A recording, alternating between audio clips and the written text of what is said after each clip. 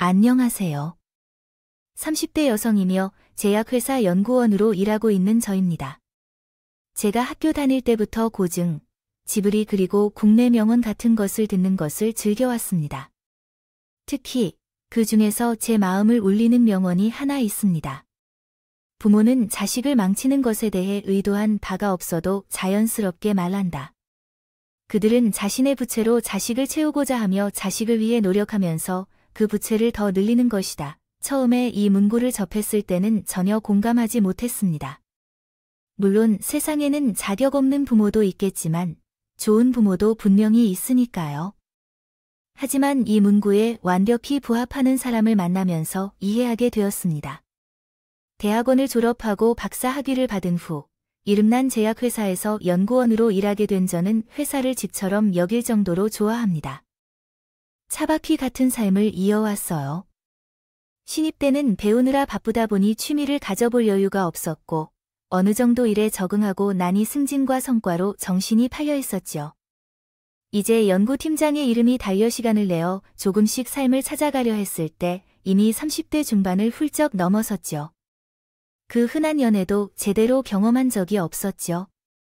그런 나에게 우리 황 팀장이 연구실에서 청춘을 바쳤다며 매일 안쓰러운 얼굴로 보이던 부장님이 한 명 소개시켜주면서 나의 단조로웠던 삶의 변화가 찾아왔어요. 소개받은 남자는 30대 후반의 의사였습니다. 서글서글한 인상에 유머러스한 말투가 느낌이 좋았어요. 그의 투철한 직업의식에 제 마음이 사로잡혔어요. 그는 사람들이 부러워하는 직업이지만 실제로 아픈 환자를 만나면 마음이 아프다며 무엇인가를 도와주고 싶어하고 인턴 시절에는 자신이 도와주지 못할 정도로 상태가 위중한 환자를 만날 때마다 괴로워했다고 말했어요. 항상 순간순간 환자에게 최선을 다하고 싶어하는 그의 모습이 참 인상적이었고 그의 마음도 나에게 들었는지 몇 번의 만남 끝에 우리는 연인이 되었습니다. 저는 약회사에 다니고 그는 의사인데 공통점도 많고 얘기할 거리도 많아져 급속도로 서로에게 가까워졌습니다. 금방 결혼 이야기까지 오고 있어 같아요. 본격적으로 예비 남편과의 결혼 얘기가 오고 있어요. 예비 남편의 부모님은 빨리 만나라고 재촉하셨다고 해요. 예비 며느리를 빨리 만나고 싶어 하시고 저도 빨리 결혼해서 안정적인 가정을 갖고 싶었던 겁니다. 부랴부랴 예비 시어머니와 예비 시아버지께 꽃과 홍삼 세트가 유명한 제과점에서 케이크를 사고 방문했습니다. 그러나 빨리 만나고 싶어 하시는 분들이 현관문에 들어서자 예비 시어머니는 제가 한 인사조차도 않으시더라고요. 받으신 거고요. 그랬더니 딱지만 고 저를 향해 흐른다. 보시는 게 아닐게요. 예비 남편과 옷의 차이가 난다는 예비 시누이도 방문해서 빼꼼 고개만 튀겨 들여다보더군요. 시아버지도 사람을 반겨주는 느낌이 아니라 오히려 관찰하는 느낌이었습니다. 그래서 거실로 들어갔는데 이 집에서 나를 환영받는 느낌이 들지 않았어요. 내가 예민한 걸까 싶었지만 아니었습니다. 거실에 앉아 있자니 숨이 막히더라고요. 어머니께서 홍삼 세트랑 케이크를 좋아하신다 하셔서 유명한 곳에서 주문해서 가져왔어요. 어머니 소리를 벌써 듣고 있어도 돼? 양자는 뭔 일도 아니고 오늘 처음 만났는데. 어쨌든 고마워요. 잘 먹을게요. 엄마, 왜 그렇게 딱딱하게 말씀하시나요? 나는 이윤이랑 결혼할 거야. 그건 결혼식장에 들어가기 전까지는 모르는 거야. 그래. 부모님은 뭐 하세요? 예비 시부모님은 저한테 차를 한 잔도 주시지 않고 곧바로 명백한 호감 조사를 시작하셨어요. 특히나 시어머니는 얼굴에 심술이 덕지덕지 붙은 얼굴로 마치 경찰 조사하는 것처럼 질문을 하셨어요. 조금 얻어먹을 만큼 불편했지만 결혼할 집안에 대해 궁금한 건 당연한 것으로 생각해서 꾸준히 대답해 주었어요. 아버지는 회사에서 근무하시면서 이제 정년을 바라보시고 계시고요.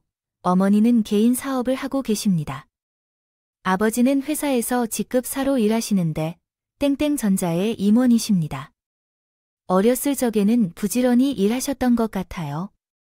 제 답변을 들은 예비 시어머니는 예비 시아버지와 눈을 맞춘 후에 갑자기 합격이라고 말씀하셨는데 그게 무슨 뜻인가요? 지병이 있으신 건 아니신가요? 아니요, 특별히 없습니다. 알러지 같은 것도요? 형제는 없으신 건가요? 네, 외동이십니다. 그럼 부모님과의 제사를 하거나 분쟁이 있는 일은 있나요? 합격하다니 그것도 괜찮네요. 그러면 종교는 우리 집 가족들이 다 종교를 믿나요? 아니요, 부모님과 저는 무교입니다. 그러면 제가 후에 제 의견에 맞춰서 종교를 바꿀 수 있다면 좋겠어요. 좋아합니다. 그러면 지난 대선에서 누구를 지지했나요? 지지하는 정당이 특별히 있나요? 아니요, 그런 것은 없어요. 아직 정치에는 별로 관심이 없어서요. 그러면 안 돼요. 요즘 젊은 사람들은 정치에 관심을 더 가져야 해요. 선거날도 중요하니까요. 너무 신경 쓰지 않아도 쉼없이 달려다니는 것은 안 좋아요. 만점은 아니에요. 제약회사에서 일을 하신다고 들었는데 연봉은 어떻게 되나요? 엄마, 그만 좀 해주세요. 예언은 몸으로 나오다. 초대를 받고 무슨 취조인가요? 사람 밥도 안 먹이고 이게 무슨 일이죠? 얘는 그래도 명색대로 의사 부인이 될 사람입니다. 얼마나 벌어먹는지 알아야겠죠. 물론 수지타산이 맞는 것이지요. 너가 의사가 되기까지 얼마나 어려운지 알아? 너 이런 거에 기분 나빠하지? 안 돼. 듣고 있던 예비 남편 돔이 망했나봐. 목이 다시 뻐개져서 예비 시어머니의 질문 폭탄을 중재했어요. 정말 그 사람이 안 막았으면 제가 먼저 이걸 말할 뻔했어요. 그렇게 예뻐 넘어갈 것 같으시면 평생 함께 살던 지어라고 말할 뻔했네요. 이제 와서 생각해보면 전 이동 없는 지방과의 처음 만남에서 도망쳤지요. 그때는 무슨 생각인지 화가 나서도 처음 만나는 며느리를 보고 자제할 수 없어 나보다 하는 것을 참았고 그냥 넘어갔습니다. 이런 찝찝함이 안나를 일주일 뒤 회사 1층 데스크에서 제가 일하는 연구실로 전화통 전해졌어요. 8층 황예언 팀장이 만나고 싶으신가요? 무슨 일인가요? 아니요. 여기 1층의 황 팀장이 만나러 오셨다고 하네요. 누가 찾아오셨는데요? 찾아올 사람이 없어. 시어머니라고 하시는데요. 근데 저는 왜 이런 의문을 품는지 모르고 급히 회사 건물 1층으로 내려갔더니 로비에는 떡하니 시어머니가 계셨습니다. 왜 이렇게 늦게 내려오신 건가요? 어머님, 이렇게 오시는 이유가 무엇인가요? 제게 볼 일이 있어서 오신 건가요? 아니, 그게 아니에요. 급하게 오셔서 무슨 일이 있는 것인지 궁금해서요. 시어머니께서 예정된 며느리의 직장을 궁금해하셔서 온 건가요? 네, 그럴 수도 있지만 제가 계속 세우고 있는 건 아니에요. 위로 가실래요? 오케이. 그럼 그냥 간단하게 이곳도 보여드릴까요? 자, 와서 보세요. 갑자기 나타난 예비 시어머니 때문에 너무 당황스러웠지만 이곳이 이렇게 오고 가는 분들에게 그대로 보내기엔 적당하지 않다고 판단하여 제가 근무하는 연구실을 잠시 보여드리고 로비 카페에서 차를 즐기시는 걸로 안내했어요. 연구실 직원들도 참 부끄러워하더라고요. 그런 줄도 모르게 연구실을 보여드릴 때 하는 말이 가관이었습니다. 시설이 그렇게 좋진 않아. 저 사람들 다 내 부하 직원인 거니? 사람이 적네. 여기서 좋은 신약이 나오면 나도 공짜로 받을 수 있어? 나 요즘 감점이 점점 더 안 좋아지는데. 그런 거 말끔하게 낫는 약은 언제 개발했는지 몰라. 참나, 의사 아들한테 낫게 해달라고 하던가요? 사람들 다 듣는데 창피한지 모르고 큰 소리치는 예비 시어머니. 얼른 커피 한 잔 대접하고 보내려고 했는데 꾸역꾸역 운에 식당에서 밥도 드시고 가졌어요. 한 사코 모아서 여기서 드시냐? 나중에 더 좋은 식당에서 대접받게 해주겠다고 하셔서 먹고 갈 거라고 했지만 그 결정에는 이유가 있었어요. 일하는 곳을 하나라도 더 잡기 위해서였습니다. 반찬이 부실하다는 얘기도 있고 대기업인데 별 그것도 별거 없지 않나요? 저번에 아들을 병원에 데리고 갔는데 거기서 제공되는 밥이 잘 나온다는 게 놀랍더라고요. 다음번에 좋은 곳으로 대접해 줄게요. 그리고 방금 보니까 제가 일하는 곳은 1층만 있는 회사라서 좀 작은데 연구실은 8명 정도 있고요. 나머지는 다른 부서에서 일하는 분들이에요. 제가 연구원으로 생각했는데 이 회사는 좀 작다고 생각해요. 네, 당신은 당신이 박사 학위를 얻으려고 노력하며 너무 많은 시간을 보내는 것 같아요. 작은 물고기들이 아닌가요? 아, 그래도 제 사무실은 내 친구의 진료실보다 더 커요. 어머니, 사무실 크기가 어느 정도인가요? 점심을 먹고 힘들었잖아요. 소화제를 먹은 뒤 손을 씻으나 날은 내려가지 않았어요. 내가 참다가 쥐가 있는 제 사무실은 내 남편의 진료실보다 더 작다고 했을 때 그 다음에 더욱 더 나빠졌어요. 나중에 예비 남편에게 전하기로 했을 때 솔직히 당황스럽고 기분이 좋지 않았어요. 미안해서 어떻게 할지 모르더라고 했어요. 우리 엄마는 아들을 너무 사랑하는데 그 사랑은 더 강해졌어요. 그럴 필요 없다고 말씀드리겠다고 했어요. 정말 제 정신인가요? 그럼 그 불똥, 네가 아들한테 꽃을 얹내냐라고 튀면 전 어떻게 하라고요? 일단 예비 남편에게는 별말하지 말라고 하고 속으로 섞여 있어요. 그때까지만 하더라도 그래 내가 사랑하는 사람의 부모님이고 옛날 분이시니 어쩌겠어요. 내가 참아야지 하고는 어차피 1년에 몇 번 안 볼 생각으로 참았어요. 하지만 예비 시어머니는 한 번 와본 예비 며느리 회사 이제 정말 화장실 드나들듯이 아무 때나 저를 찾아왔습니다. 어느 날은 퇴근 시간에 맞춰 와서 오셨더라고요. 아, 어머니 또 오셨어요. 어쩐 일이세요? 여기서 말도 안 하고 어디 가서 차 한 잔이라도 따뜻하게 마시고 싶길래 중요한 얘기라도 하실 것 같아서 가까운 카페로 모셔갔어요. 예비 시어머니는 앉아서 음료를 주문하지도 않고 저한테 봉투 하나를 건네셨어요. 우리 예은이도 알만한 분이라고 해서 길게 설명해 줄게요. 하지만 괜찮아. 약도 나왔으니까 공부하는 게 얼마나 어려운지, 주변의 도움이 얼마나 중요한지를 아실 거예요. 아들 2명을 보내는데 우리 가족이 얼마나 고생했는지 아실 거예요. 공부시켜야 해요. 컨디션을 조절하고 줄어야 해요. 중요한 시험이 다가오면 우리 가족만큼 성심껏 시킬 테니까 따로 공부해도 좋고 공부 전용 자습실에서 공부해도 좋아요. 우리가 아무것도 생각 안 해도 괜찮아요. 무조건적으로 도와준 것 아니었어. 나중에 본상 받으려고 한 거야. 네, 그러시겠죠? 그러니까 말인데 그렇게 고생해서 키우는 것은 아니니까. 데려가는 건 아니지. 별표 우리 승진이가 우리 가족한테 얼마나 보상해야 할지 많은데 결혼하고 나서 인연이 끊기는 것도 아니고 그러니까 우리 승진이 아내로서 협조 좀 해줘야겠어. 그 봉투 한번 열어봐. 예비 시어머니가 펼쳐보라고 한 종이에 쓰여진 내용을 보자마자 헛웃음이 나는 걸 간신히 참았습니다. 그건 바로 제가 시댁에 해야 할 예단 목록이었네. 왜냐하면 결례도 아직 아닌데 벌써 부도예요. 목록을 쫙 뽑아온 것도 기가 막혔다. 찾았지만 그 목록엔 정말로 너무 지나친 것들이 포함되어 있는 것 같아요. 1억 원의 현금, 예비 시누이의 중형 세단, 시댁 식구들의 명수에 맞는 이불 세트까지 모두 포함되어 있어요. 그리고 이번에 출시된 새로운 김치냉장고에 예비 시어머니와 예비 시누이를 위해 300만 원 이상의 명품 가방을 각각 선물하는 것 외에도 예비 시아버지에게는 골프채 세트까지 준비해야 하는 것으로 보이네요. 글만 보아도 2억 이상을 훌쩍 넘기는데 이게 정말 말이 되는 걸까요? 의사인 예비 남편을 맞이하려면 인사치레나 인사가 아닌 돈까지 내야 하는 건가요? 산타클로스라도 상처를 받을 만한 목록이었다니.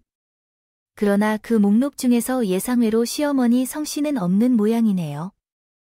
당당하게 선언을 하셨군요. 또한 너희가 결혼하면 우리에게 매달 생활비를 310만 원으로 줄이라고 하셨고 아들에서 만들어 놨으니까 나도 돈 걱정하지 말고 편하게 살아야겠지.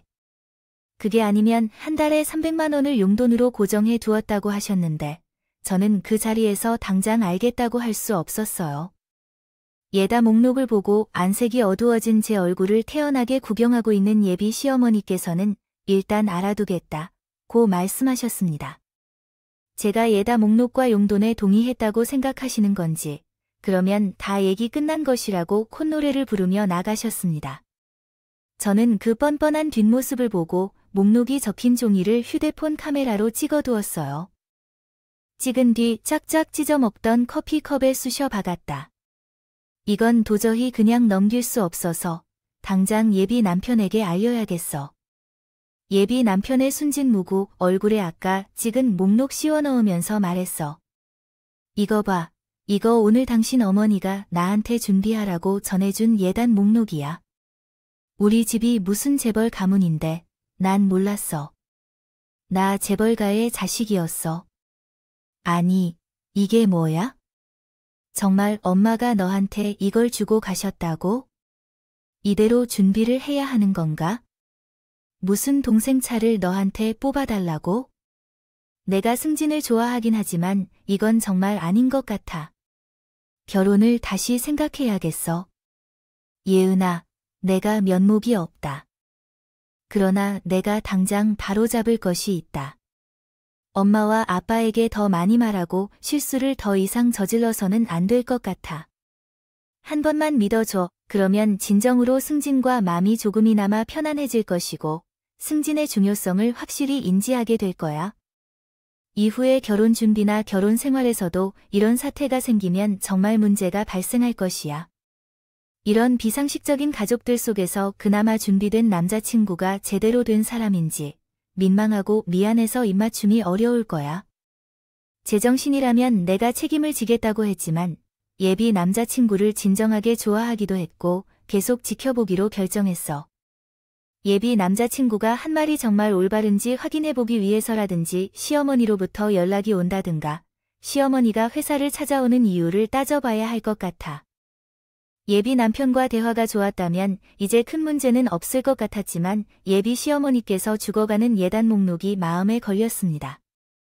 그때 그래서 말이 끝나자마자 예단 목록을 준비해야 할까 고민했습니다.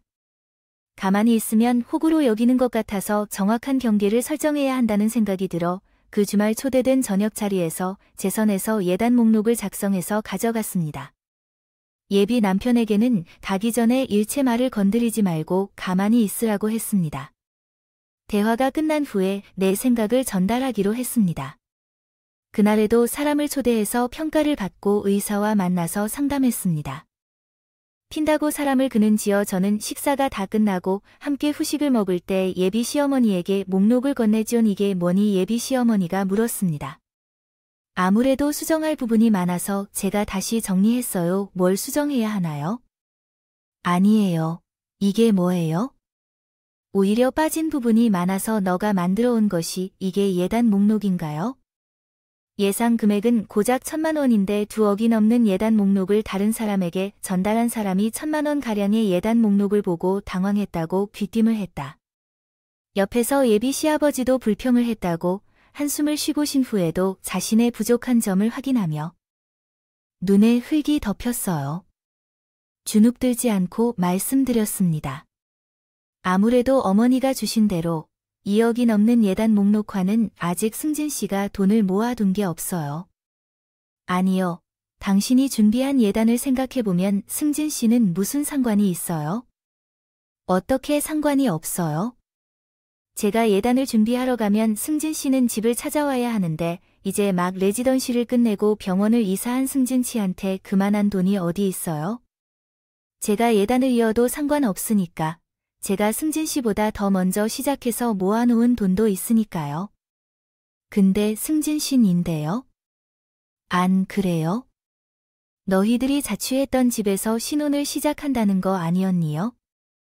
그래요. 여자가 수람 예단을 준비하고 남자가 집을 마련한다고 하잖아요. 하지만 어머니 아버지께서 새 집을 주실 것도 아닌데 그러면 아가씨가 그 다음 집을 마련할까요? 차도 봤어요. 회사에서 멀지 않은 곳에 신혼집을 구해준다면 그렇게 좋을 텐데요. 그러면 차도 사주지요. 아니에요, 어머니. 이런 식으로 하는 것이 맞아요. 서로가 공평하게 시작하는 것이 더 나아요. 우리 승진 씨가 훌륭한 사람이라도 나는 5년 동안 일해온 경력이 있거든요. 아, 그리고 매달 310원의 용돈을 주는 것도 어려울 것 같아요. 아, 그건 후에 너희 둘 다 잘 혹시 번이일까요? 그 정도에도 2시에 미한테 뭐라고요? 준이, 어머니, 우리가 좋은 집에서 살았으면 하는 거 아니세요? 그러니까 예단을 이어 개나 준비하라고 하셨겠죠. 그러니까 우리는 돈을 바짝 모아서 좋은 집으로 이사 가야 하잖아요. 그럼 매달 300은 너무 사치일 거예요. 안 그래요? 오승진 씨야. 엄마, 신혼 초에 발작 모아야 돼. 나도 병원 옮긴 지 얼마 되지 않았어서. 초봉이 어마어마한 수준도 아니고. 살살 웃으면서 말하고 옆에서 예비 남편 도거드니까. 예비 시어머니는 입달싹이면서도 아무 말도 못 하시더라고요. 그래도 생신이나 명절에 아쉽지 않게 챙겨드릴게요. 그리고 무엇보다 우리가 알콩달콩 잘 갔잖아요. 살면서 밥을 먹지 않더라도 배가 부르다는 것을 알 것 같아요. 그런 마음이 부모의 마음이 아닐까 싶습니다. 우리 부모님은 결혼해서 효도할 필요가 없고 당신이 잘 살고 싸우지 않는 것을 보여주면 된다고 하시더라고요. 혹시 부모님이 아니세요? 그래요. 잘 살면 좋겠죠. 좋아요. 근데 사람이요. 그리고 빨리 예쁜 손주를 안겨주겠어요. 그러면 더 배가 부르실 겁니다. 제가 어머니를 대단한 아들로 보살피며 살 것이니 걱정하지 마세요. 끼어들 틈도 주지 않고 쉴 새 없이 말했더니 시댁 식구들은 어쩌면 더 밀리는 사람처럼 느껴질지도 몰라요. 그래요. 이렇게 계속 이야기하니까 이렇게 나오더라고요. 역시 단호하게 나가길 잘했습니다. 시어머니의 안타까운 분해하는 표정이 떠올랐어요. 마음에 걸렸으나 저는 알지 못하는 척 하다가 왔습니다. 그래서 나에게 돈을 주물러 짜내라고 할 수도 없잖아요. 그러나 그날 앞에서는 제대로 따지지 못하다가 1달러도 용돈도 마음대로 하겠다는 체결이 아니라 온 것은 응어리로 남아있는지요. 그 이후로는 예비 시어머니가 저에게 굉장히 차갑게 굴었다는 것이었어요. 그러나 그것이 이전에 예비 시어머니가 기뻤을 때와 별로 다르지 않아서 오히려 전혀 신경 쓰이지 않았어요. 오히려 다가오지 않는 것이 더 편하다 생각되더군요. 문제는 양가 상견례를 받고 사돈을 길들이는 것인데 예비 시댁은 상권에 나를 잡는 것 같습니다. 그런 점만 봐도 사람들을 싫어할 만한 이유가 많더라고요. 이날은 한 번에 싫어서 통화장애가 있었어요. 그 날은 너무 바빴어요. 그 식당에 대해 마음에 들지 않는 점들을 이야기하며 티를 내자 자연스럽게 집에 있는 나를 소개시켜 주었지요. 시부모님들은 시간을 맞춰주셨고 우리 부모님도 시계 하나만을 가지곤 했습니다. 특히 외동딸인 저도 아무도 싫어하지 않았으면 해서 참았습니다. 아, 어머니와 아버지께 죄송하다고 얹어댔어요. 그래서 상견례 날 우연히 들어온 욕설 없이 좋은 이야기만 주고받아야 했어요. 예비 시부모님은 불만이 무슨지라도 분풀이를 한 듯 우리 부모님에게 소문날 만한 이야기를 붙였습니다. 아이고, 예은이가 내외동이라서 그런가 좀 막장이에요. 그런데 우리 예은이가 무슨 실수라도 했나요? 요즘에는 그런가 어른이 한마디 하면 따박따박 아니요. 자기 주장이 너무 강해서 우리 아들이 좀 힘들겠어요. 아내는 늦게 태어난 아이들이 다 그렇죠 뭐, 또 그래야 살아남는 시대이기도 하고요. 우리 시절엔 상상도 못했어요. 부모님이 하는 말에 모두 달아나려는 게 맞았는데, 아이고, 내가 민망해서 혼났으니까요. 이때부터 시부모님들의 눈치를 챈 거예요. 부모님은 의아한 눈빛으로 쳐다보셨어요. 그런 부모님과 마주 보는 것도 쉽지 않았어요. 상견례 때까지도 어른이 되어야 말이 되겠죠. 아니, 말본 3를 제외하고 식사 예절부터 제대로 따르지 못해 고개가 자연스레 숙였습니다. 젓가락질하다 떨어지는 음식을 손으로 주워 먹고 같이 먹는 접시에 있는 김치 이파리를 손으로 찢어놓고 있는데 예비 시아버지는 계속 가래를 크게 하시고 휴지를 쓰고 나가세요. 우리 부모님이 정말 생각할 수 없이 나이가 들어서 제대로 되시지 못하시는 상황에서 정말 어찌할 바를 모릅니다. 며칠 동안 음식에 집중하다가 구해서 먹던 예비 시어머니는 배가 좀 찼는 듯 하던데 이를 본 저도 매우 불편했어요.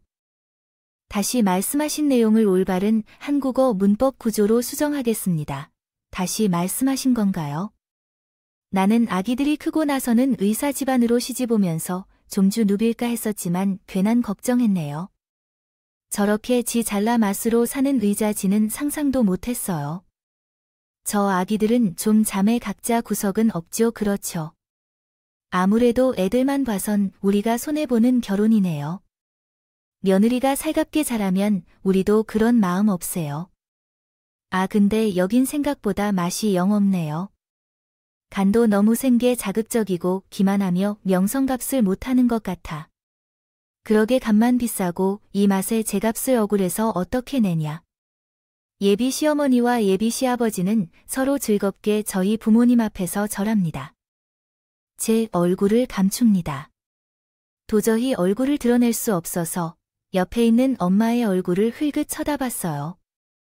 그러나 저희 엄마는 오히려 평온한 표정으로 계셨어요. 어떤 생각을 하고 계신지 알 수 없었죠. 그리고 아버지는 음식을 드시지 않고 물만 뱅뱅이 마시는데 분노하고 계신 모습이 보였어요. 부모님께서 아무런 말씀을 하시지 않으셔서 아마도 부정적인 반응을 기다리시는 것인지도 모르겠어요. 예비 시어머니는 본론을 말하고 싶어 하셔서 다른 주제로 넘어가셨습니다. 어쨌든 그래서 제가 우리 며느리가 의사 집안에 들어오면서 어색해하지 않도록 사마귀에 기로하지 말라며 적절한 예단 목록을 만들어서 전달했어요. 아니요. 그것을 그냥 거절했어요. 제가 얼마나 당황스러웠는지. 마음속으로는 예비 시어머니가 다시 2억짜리 선물 목록을 꺼내자 그때 조용히 계시던 우리 어머니가 입을 다물었습니다. 그렇게 마음에 안 드는 며느리면 안 데려가시면 되겠네요. 성미가 안 좋고 수주 남하는 집안이라 결혼하는 거를 이쪽에서도 거절했지요. 지금까지 살면서 한 일이라면 아들이 만든 거 하나뿐인 것 같은 분들이니까 죽을 때까지 끼고 살면 되겠네요. 안 그쪽 같은 시 보면 어느 며느리가 결혼한다고 하겠습니까? 아주 잘된 일이네요, 그죠? 고집 센 성격을 참고 참던 우리 어머니의 평온한 모습은 마치 폭풍 전의 고요함과 같았습니다. 어릴 적부터 20년 동안 인테리어 사업에 몸담은 어머니는 강건한 인물들과 맞서도 자신의 카리스마로 여태까지 살아왔습니다. 그 어머니는 경멸조차 받지 않았습니다. 우리 어머니와 협력한 현장 인부들은 언제나 어머니를 여장부라고 칭하곤 했습니다. 그런 어머니가 많은 일을 참아내었습니다. 얼굴 앞에서 달걀 욕을 받고도 누가 참을 수 있겠습니까? 우리 엄마의 무서운 힘에 놀란 아버님은 침묵을 지키는 게 더 나았습니다. 그것은 바로 강자 앞에선 약자가 된다는 것입니다. 약한 사람 앞에서 더욱 강인해지는 인간들이 있습니다. 우리 엄마는 그 멍청해 보이는 얼굴로 오히려 놀림을 받을까요? 엄마는 오히려 그런 말을 계속하셨죠. 이 결혼은 저와 아버지가 반대하고 있는데 이런 천박한 지역과 이웃으로 지내는 게 옳아요? 당장 20만 원이나 하는 한정식을 먹고 제값을 줘야 하고 그렇게 잘못된 인간들은 회사 집안과 같이 힘있게만 받쳐주는 게 아닐까요? 정말 앞뒤를 가리지 않고 범상치 않게 높은 가격을 요구하고 있습니다. 그렇군요. 이때까지 우리 예은이를 잘 돌봐왔는데 갑자기 이러한 대우를 받게 된다는 건 너무하지 않을까요? 지금까지 얼마나 귀중히 여겼는지 생각해 봐야 할 것 같습니다. 썼나? 그래. 재수가 없으려면 왜 그만큼 사건이 되냐고 이렇게 무효하다고 하는 것까지. 오랜만에 비싼 밥 얻어 먹었다고 생각하세요. 내가 인간으로서 불쌍해서 아깝게 쓰니까 보고 갈 테니까 당신들한테 아깝게 좋은 음식 언제 다시 먹을지 모르니까 천천히 음미하면서 가도록 해요. 여보, 예은아, 일어나 가자. 우리 식구는 어머니 말씀대로 바로 자리에서 일어났습니다. 저를 처량하게 바라보는 예비 남편은 눈빛으로 제발 가지 말라고 저를 붙잡았지만 저도 질릴 대로 질려서 무시해버렸어요. 그러나 방을 나가려던 엄마가 발걸음을 돌려 식탁 쪽으로 가실 것 같아요. 엄마는 분이 풀리지 않았는지 자신이 맛을 봐 물잔을 들어 그대로 예비 시부모님 앞으로 던졌어요. 거지 새끼들처럼 급하게 처먹다가 목이 막히지 않도록 물을 마시며 던지는 것 같았어요. 식탁에 떨어진 컵 때문에 물이 쏟아진 예비 시부모님은 그 순간까지도 한마디를 하지 못했어요. 너무 놀랐는지 얼굴에 물을 튀기는 것도 떠올리기 전에 엄청 입이 벌어져 있었어요. 나도 이미 상견례에서 보여준 예비 시부모님의 행동으로 결혼을 생각하지 않은 채로 마음이 후련했습니다. 그날 집으로 돌아와서 부모님께 대해 사람을 바라보는 눈이 있는지 없는지를 물었어요. 왜 그런지 이유를 알고 있는데도 지금까지 그런 말을 받으면서 한마디도 안 했냐고 야단을 조금 많이 맞았지만 그렇게 공식적으로 계속 파워를 늘리게 되었습니다.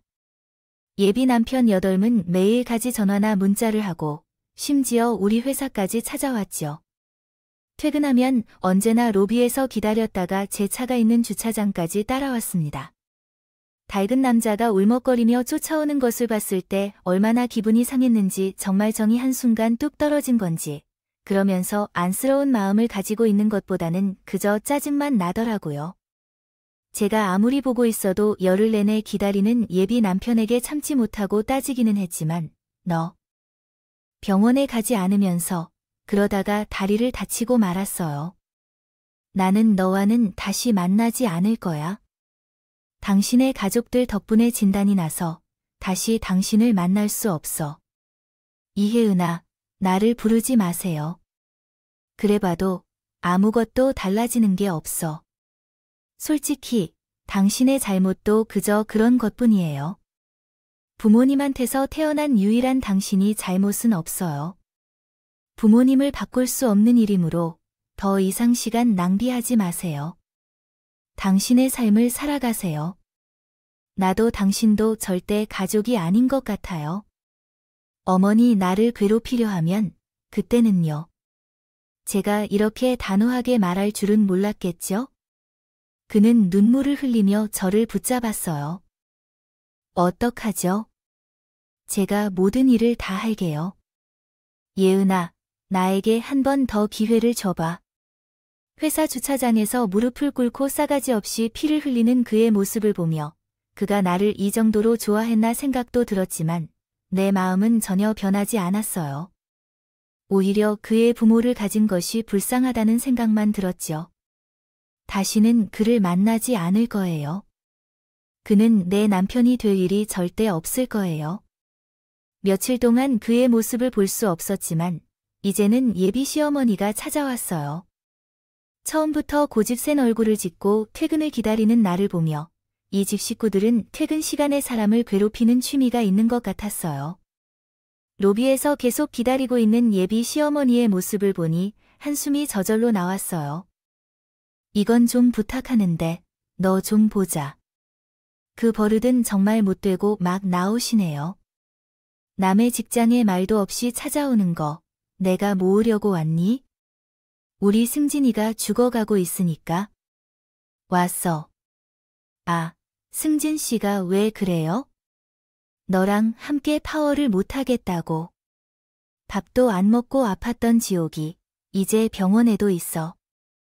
응, 너를 구해보려는 마음으로 승진이 좀 더 만나볼까 해서. 아쉬운 게 뭐냐고? 내가 이렇게 찾아왔다면서.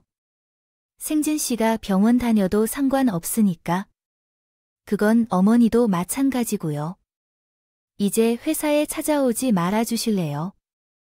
여기는 엄연히 제가 소유한 곳이에요. 더 이상 사람을 창피하게 하지 말아주세요. 아세요? 뻔뻔하게도 제 아들을 만나 보겠다고 말하는 예비 시어머니에게 오지 말라고 못 받고 들어섰습니다. 알았는데 정말 앞길을 삶아 먹은 듯한 고함 소리가 들리는 게 아닐까요? 휘하, 네가 뭐가 잘났다고 우리 아들을 부시하는데 자주 오다니까. 거기 와서 이렇게 부탁하는데 네가 뭘 우리 집안을 이렇게 무시하는지 알 것 같아요. 끝까지 보니 문제가 뭔지 모르는 사람에게 제가 칼을 꺼내 들었습니다. 휴대폰을 켜서 동영상을 하나 재생했습니다. 불쾌한 나의 짝에게 보여줬죠. 동영상은 남편이 책을 다시 만나는 것이었습니다. 그의 부탁에 따라 무릎을 꿇고 빌었던 날, 그의 모습을 찍었던 거였습니다. 이 영상을 영구 저장할까 했는데 내가 다른 말을 하면 안 된다고 하니까 다시 말해봐. 어머니가 다시 내게 뭐라고 하면 어떻게 할 거냐고 묻는데 나는 어머니와 결혼해서 아버지와도 끈을 끊으려고 한다. 단지 집안 사람들에게 더 괴롭힘이 오면 연락을 끊겠다. 내 말을 믿고 결혼해주겠다. 그러니 어머니가 결혼 전에 다시 괴롭히면 깔끔하게 끝낼 거다. 끌리지도 말고 찾아오지도 말고, 알겠어. 그래, 나도 고민해보겠다. 예비 남편과의 대화에서 예비 남편이 무릎을 꿇고 있는 모습을 확인한 예비 시어머니는 눈알이 시퍼런 것처럼 눈빛이 변하며 몸을 흔들더군요. 어머니는 승진하시면 나와 결혼하면 어머니와는 연이 끊긴 것처럼 살겠다고 하는데 정말 승진한 결혼을 했다고 해도 괜찮으시겠어요? 라고 말했습니다. 분노를 이기지 못한 예비 시어머니가 나를 향해 뛰어들려고 할 때 다행히 1층 보안팀이 그녀를 말렸습니다. 모욕과 조롱으로 끝나지 않고 폭력까지 시도하려는 걸 보니 정말 조상신님의 도움을 받아 최악의 시부모님을 피한 것이죠. 나중에 CCTV와 시어머니가 저에게 달려드는 장면을 받아서 예비 남편에게 보냈습니다. 이런 문제와 함께 말이에요. 당신 어머니가 이제 나 때리려고 한다 고 말했던 거죠. 이제 정말 끝이야 라고요. 이후로 나의 남편이 될 수도 있었던 남자에게 선 연락이 한 통도 오지 않았습니다. 나중에 그를 소개시켜주던 회사 부장님이 너무 미안하다고 하면서 그가 내 집안의 서술적인 상황을 전혀 몰랐다고 그의 행방을 전해주었다고 합니다. 아이의 부모랑 절연을 한 것인지 뭐인지 살던 집에서 나와 병원도 본가에서 아이의 지방으로 옮기면서 내려갔다고 합니다. 정말 집안이 이상했던 것 같아요. 남편이 될 뻔한 남자는 나쁘지 않은 사람이 없어요. 정말 부모가 제 욕심에서 자식의 앞날을 가로막은 사건이었어요. 예전에 TV에서 들었던 말인데 부모의 일은 자식이 부모 없이 살아가는 방법을 배울 수 있도록 도와주는 것이라던데. 정말 자식을 끝까지 자신의 소유물인 것처럼 붙잡고 있다가 자식의 삶까지 망치게 하는 행동이죠. 제가 되고 싶지 않은 부모의 모습을 제대로 보았어요. 어떻게든 자녀를 소유하려 하지 않고 자녀가 잘 나아갔다고 하여 자랑하지 않겠어요. 그 정도로 추하고 최악의 결과를 가져올 것이라 생각해요. 누가 알았겠어요? 여러분, 본인 자식이 얼마나 소중한지 정말 알아야 합니다. 남의 자식 또한 소중한 존재임을 알아야 하는 법이겠지요. 본인 자식만 우수하고 소중히 여기는 것이 아니라 남의 자식을 무시하다가 예쁜 모습을 보여주던 자식의 인생을 망치는 일이니까요. 제 이야기를 들어주신 모든 분들께 제가 이해하기를 바탕으로 피해야 할 시대의 변화를 만나는 가족들과 함께하는 것을 바랍니다. 함께 나눠줘서 감사합니다. 음악, 아으